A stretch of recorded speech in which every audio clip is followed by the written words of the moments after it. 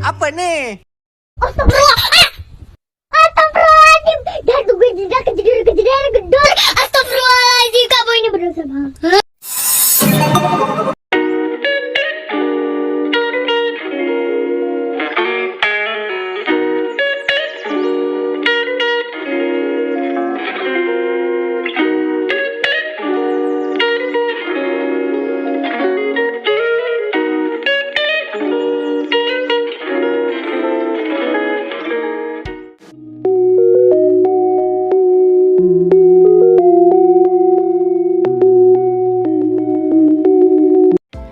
Assalamualaikum warahmatullahi wabarakatuh. Perkenalkan, nama saya Dwiyanti Rizky Amalia, NIM A1Q1211061. Baik, pada video kali ini saya akan menjawab soal MIT dari mata kuliah Bimbingan dan Konseling Pribadi Sosial. Baik, pada pertanyaan pertama, jelaskan apa perbedaan antara kerumunan dan kelompok.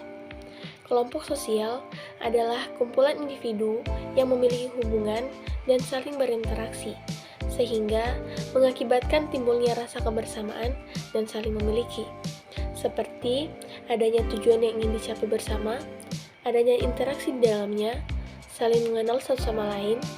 Kelompok ini terbentuk atas dasar yang jelas. Sedangkan kerumunan adalah orang-orang yang secara tidak sengaja berkumpul karena adanya suatu pusat perhatian yang sama.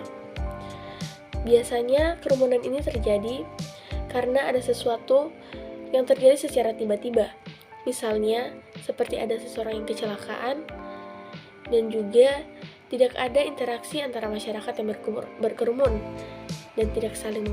Selanjutnya, pertanyaan kedua, jelaskan apa yang terjadi jika pada diri manusia dimensi individualnya yang lebih menonjol.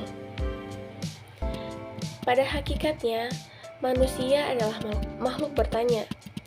Ia mempunyai hasrat untuk mengetahui segala sesuatu atas dorongan hasrat keingintahuannya. Manusia tidak hanya bertanya tentang berbagai hal yang ada di luar dirinya, tetapi juga bertanya tentang dirinya sendiri. Manusia menyadari kemampuannya atau eksistensi yang dimilikinya, ingin menjadi dirinya sendiri, dan bebas untuk bercita-cita. Pada hakikatnya, manusia sebagai makhluk Tuhan, individu, sosial, budaya, susila, dan beragama.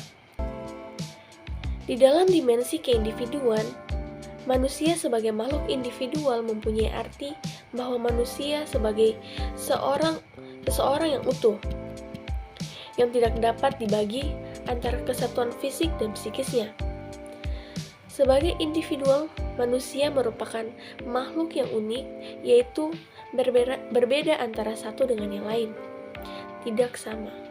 Pada dasarnya, kalau manusia lebih menonjolkan ke individualnya, bisa dipastikan bahwa manusia tersebut pasti kurangnya sosialisasi di luar, karena kita tahu bahwa manusia merupakan makhluk sosial, di mana manusia saling membutuhkan, tidak bisa hidup. Selanjutnya ada pertanyaan ketiga, jelaskan apa yang dimaksud dengan tugas perkembangan. Tugas perkembangan ialah tugas yang terdapat pada suatu tahap kehidupan seseorang, yang akan membawa individu kepada kebahagiaan dan keberhasilan dalam tugas-tugas perkembangan berikutnya, yaitu apabila tahap kehidupan tersebut dijalani dengan berhasil, di mana tugas perkembangan ini melewati beberapa fase, yaitu tugas perkembangan akhir pada masa kanak-kanak, tugas perkembangan pada masa remaja, dan tugas perkembangan pada masa dewasa dini. Tugas perkembangan merupakan suatu tugas yang harus diselesaikan oleh setiap individu pada fase kehidupan, dan apabila berhasil mencapainya, dia akan bahagia. Tetapi sebaliknya, jika mereka merasa gagal, seseorang itu akan merasa kecewa. Selanjutnya, soal terakhir, jelaskan sumber-sumber dari munculnya tugas perkembangan bagi individu. Tugas perkembangan individu bersumber pada faktor-faktor sebagai berikut, seperti contoh kematangan fisik, dimana contohnya